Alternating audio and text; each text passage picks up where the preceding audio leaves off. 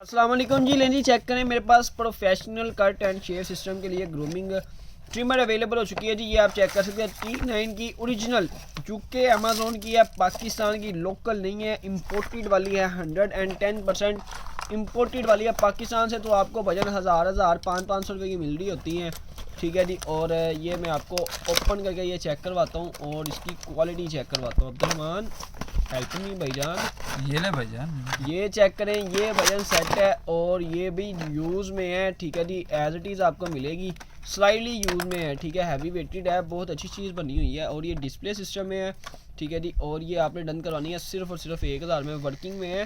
Clean वगैरह आपने एक दफ़ा इसको कर लेना डिटोल के साथ, ठीक है। सिर्फ और सिर्फ 1000 रुपीज़ में डन करवा लें। Thank you. नेक्स्ट शेवर तो मैं डील ना बना दिए नहीं पता शेवर